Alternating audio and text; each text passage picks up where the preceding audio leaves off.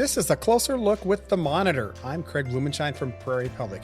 As North Dakotans prepare for the June primary election, county auditors and election officials are reminding absentee voters to pay close attention to one small but critical detail: their signatures. A recent report from the North Dakota Monitor explains how mismatched or missing signatures can delay or even prevent absentee ballots from being counted. And in just a bit, we'll look at the growing political tensions inside North Dakota's Republican Party as Governor Kelly Armstrong's campaign donations to legislative candidates spark debate over influence, loyalty, and the future direction of state politics. We'll discuss where the line is between political support and pressure, what nearly $200,000 in donations says about intra-party battles in North Dakota, and whether this level of involvement from a governor could shape the next legislative session. We'll visit with Amy Dalrymple, the North Dakota Monitor Editor-in-Chief, in just a moment. But joining me first is North Dakota Monitor Deputy Editor Jeff Beach. Jeff, welcome back to A Closer Look with the Monitor. Thanks for having me, Craig. Set the context of this story for us, Jeff. You were remembering the 2024 canvassing board and the ultimate fact that 452 North Dakota ballots were rejected. Yes, so after the 2024 general election, I sat in on the Cass County canvassing board. Cass County, of course, the county seat is Fargo, and I'm based in the Fargo area. So I checked out the canvassing board, and I was one thing I was a little surprised by was how many ballots that they had to go through and kind of examine the signatures, and this multi-person board had to kind of vote on whether or not those signatures sufficiently matched. And sometimes they were way off, not close at all. Sometimes there was a lot of debate about, well, this J looks like that J, or things like that. But ultimately it came down to a vote of these election workers. And I was just a little bit surprised. And I kind of thought that probably a lot of people don't realize that is part of the process, and that those signatures can be so critical. You took us back to a Grand Forks voter who had MS, multiple sclerosis, and then challenged whether the signature should have been counted or not. Yeah, so there was a Grand Forks voter that challenged. Really, the state of North Dakota at the time did not have a kind of an appeals process for saying, yes, that is my signature, even though they may not look exactly the same. For her it was a medical condition that made it difficult for her to sign consistently, and that was also at the time of COVID, when just about everybody was essentially voting absentee, and so the election workers had a large pile of absentee ballots to go through, and but there was no established process for what the election workers call curing the signature if there is some sort of question. So yes, it's not a new issue, but I think it's still an issue that a lot of people are probably not aware of, how critical it is that your signature is as consistent as possible. Walk us through, Jeff, the absentee ballot process in North Dakota. Where exactly does the signature, or let's make that plural, come into play? Yeah, so when you apply for a ballot, you provide your voter information. That information is reviewed to make sure you're an eligible voter. If you're approved, you are sent an absentee ballot in the mail.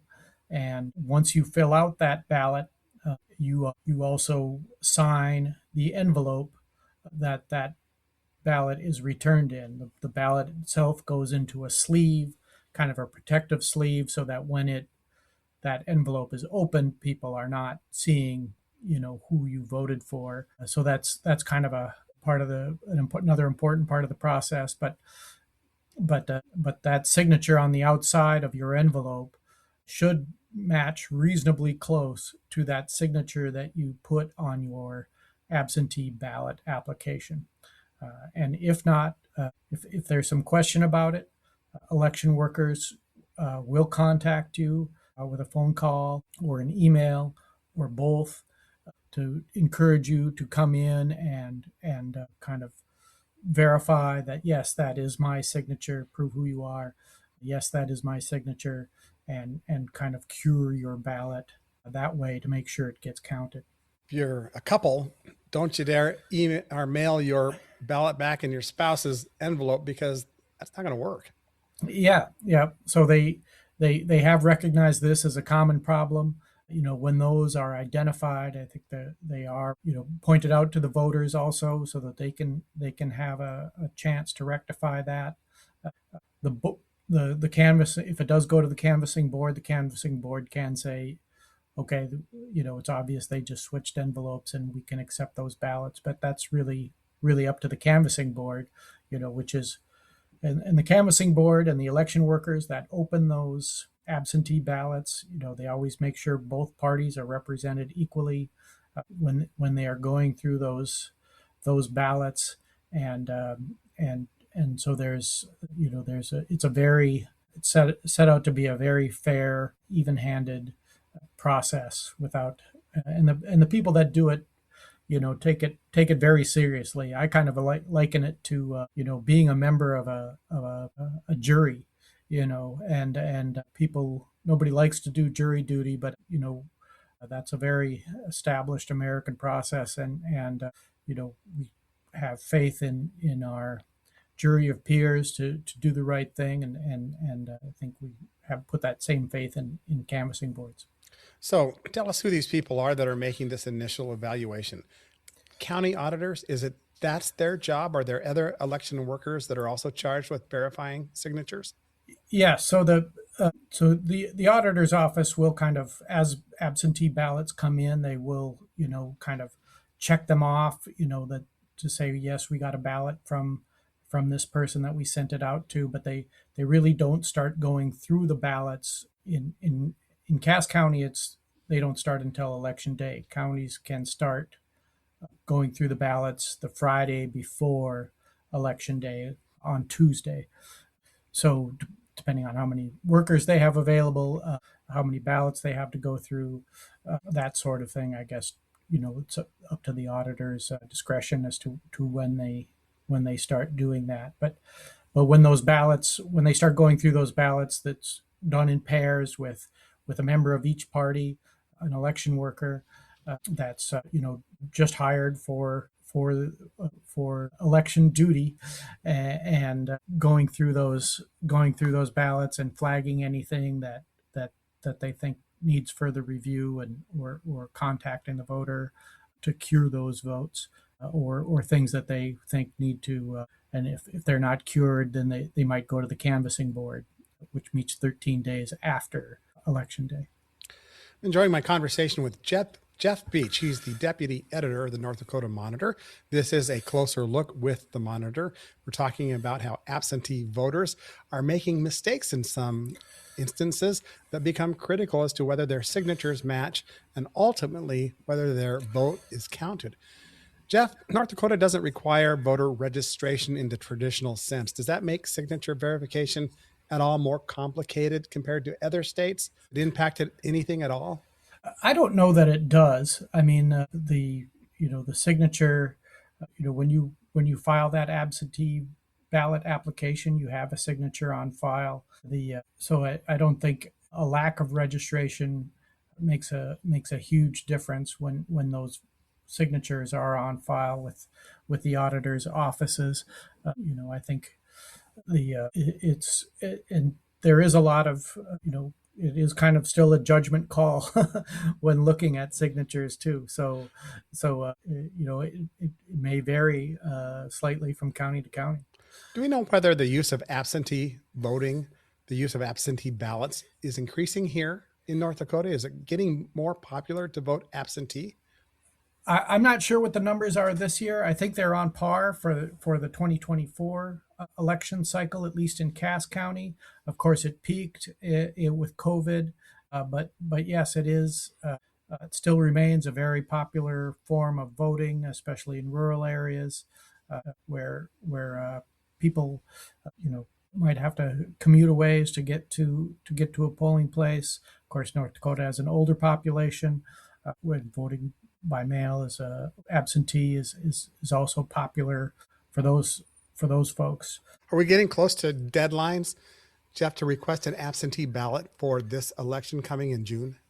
Well, I'm not sure exactly what the deadline is actually, but I think you probably want to get on it if you haven't requested your ballot yet. I mean, we're not that far away from election day, and one change from previous elections is that your absentee ballot has to be at the polling place or be with the county auditor's office, more accurately, on election day. So previous years, your your ballot just had to be postmarked before election day, and if it arrived after election day, it would still be counted, presuming it had the proper postmarks.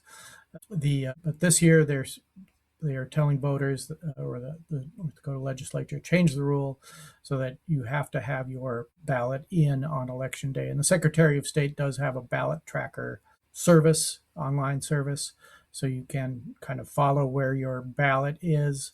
If it hasn't arrived by election day, you can still go in and vote. The county auditor will accept whichever ballot it gets first.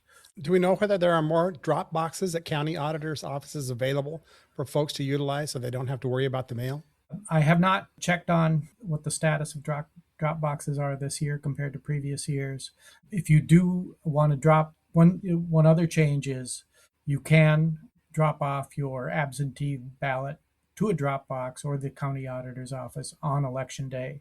A lot of people had kind of assumed that was the rule previously, and then showed up on election day with their absentee ballot only to learn that it couldn't be accepted actually on election day. So that change should simplify some things and avoid some confusion on that front. But all ballots have to get there on election day. That's Jeff Beach. He's a reporter with the North Dakota Monitor. You can read his full story about absentee ballot signatures at northdakotamonitor.com. It's a website that's free from subscriptions or paywalls. Jeff, thanks again for joining us on A Closer Look with the Monitor. Thanks for having me, Craig.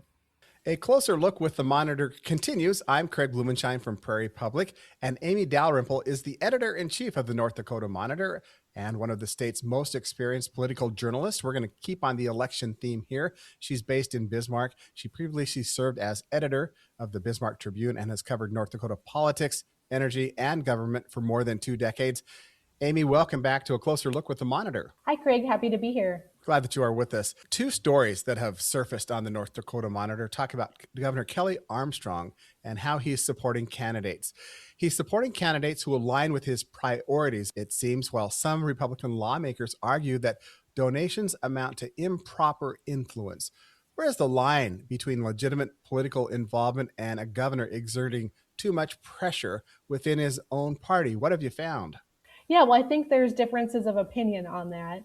Governor Armstrong has gotten involved in donating contributions to legislators and also statewide candidates in the Republican primary.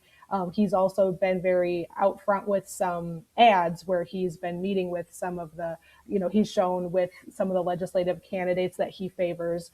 Back in 2022, when Governor Burgum was spending money on some campaigns, except Governor Burgum went at it a little bit differently than Governor Armstrong is. But we have seen before governors get involved making donations. I think previous governors also made donations, but perhaps were a little quieter about it. Maybe we didn't see them in the ads.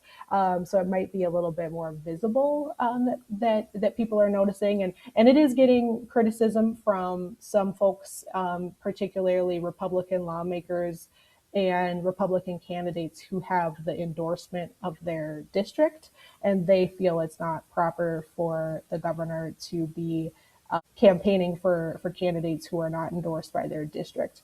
So that's kind of the discussion, but we did hear some similar criticism of Governor Burgum from some of the same folks back in 2022. Another difference we're seeing this primary is that we have so many contested races and so many Republicans running for office. And that may be another reason that we're seeing more involvement from the governor and others who are participating in campaign donations. Amy, campaign finance reports show that the governor contributed about $200,000 to allies and favored candidates in legislative and statewide races. What does this tell us about the growing importance of intra-party battles in North Dakota politics, especially in a state that's dominated by his party, the Republicans? Yeah, it's been a very different campaign season because of that split in the party. We're seeing the candidates who are endorsed by the party for Public Service Commission. Those are not the incumbents, and that's kind of a departure from maybe what had happened in years past. And so the governor is supporting the incumbents with his donations. So I think you're seeing a divide with the governor supporting some of the more traditional incumbents, while the party has endorsed some more newcomers or some more populist candidates. Critics say, of course, that these donations could discourage independent thinking among lawmakers, and supporters argue that governors have always tried to build legislative coalitions. Is this unusual to the level and direct involvement by a North Dakota governor that we've seen, and what impact do you think it might have in the next legislative session? Well, the governor said that the donations came with no strings attached, no expectations. I think critics would say that maybe there's some kind of implicit expectation that goes along with it. So I think there's a difference of opinion there, and I guess we'll see what happens in the legislative session if there is any influence that's exerted there. As I said earlier, I'm not sure that it's unusual to see the governor get involved, but it might be just a little bit more visible, especially when you see those ads and it's very clear that the governor has favored candidates. Enjoying my conversation with Amy Dalrymple. She's the editor-in-chief of the North Dakota Monitor. Amy, what else is the Monitor up to? Yeah, well, we've been working on several stories about candidates running for statewide office, and we've been focused on the races that are contested in the June primary. Last week, we had a 3-part series that looked at the candidates for Public Service Commission. We wanted to report on the candidates' views related to CO2 pipelines, which of course has been a controversial topic in North Dakota, and that's the reason that one of the new candidates entered the race.